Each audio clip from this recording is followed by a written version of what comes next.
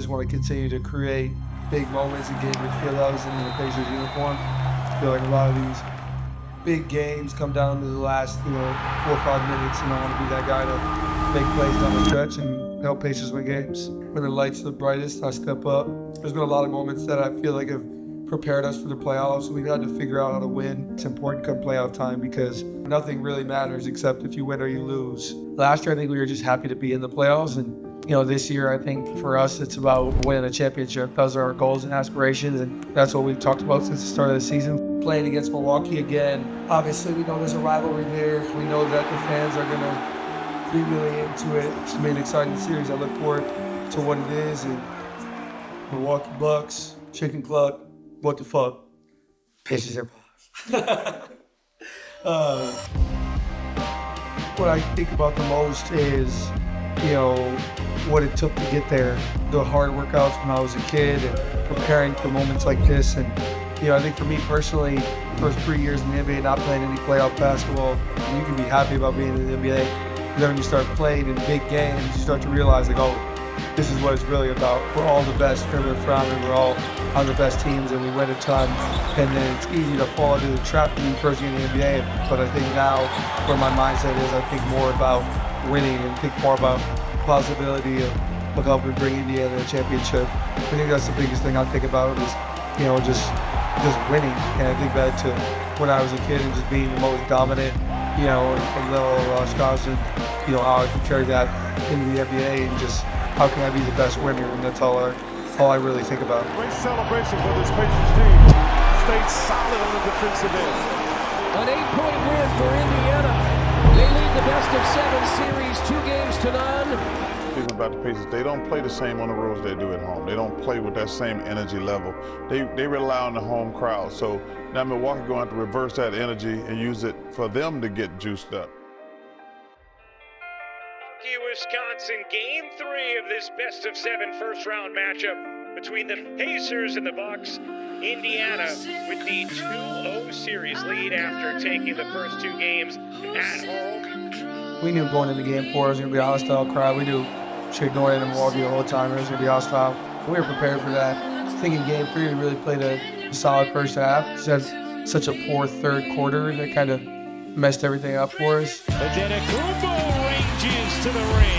Haliburton pulls and knocks it down. Carlisle always talks about, there are going to be adjustments for both teams each and every game. Every game in the playoff takes on the personality of its own. The Bucks are on the board in the 2025 NBA playoffs. Milwaukee takes Game 3. Going into Game 4, we're just trying to figure out how we can put our pace and our energy into the game from the jump. The Bucks are looking for the equalizer. The Pacers have other ideas. I think we did, a good job of coming in with the right energy for 48 minutes. And, once we won Game 4, we felt very confident coming back home, and finish the series.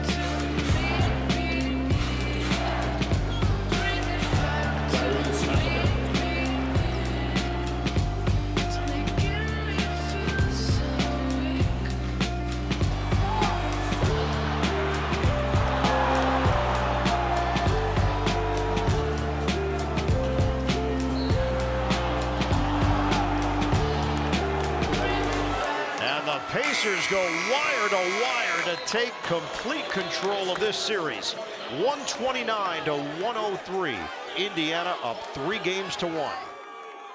I don't think there was ever a doubt that we were going to win this series. We started strong going up 2-0. You lose Game 3, but I think we've shown that we always respond after tough losses. And Game 4, I think we responded really well.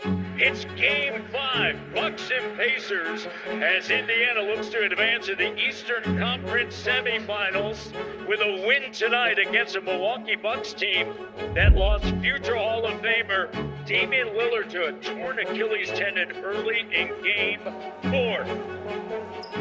Game 5, we just started so slow, down, I think it was 17 at the end of the first quarter. We just kept communicating. You got to win every quarter by 6 and you win the game.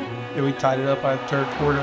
Just went back and forth from there. And if there was any doubt, for me, it was in overtime. I missed a couple of easy ones. They went on a little run, we had to call timeout.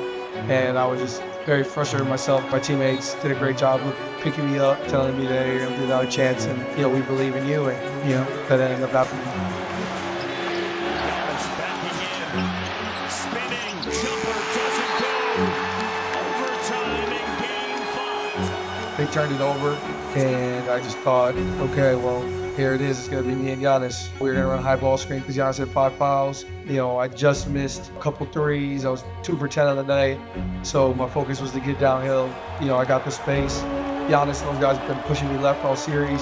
So I tried to settle going left and get back to my right hand. And just, I saw the rim and just attacked it from there. And, the rest is history. 5 seconds, 4 seconds.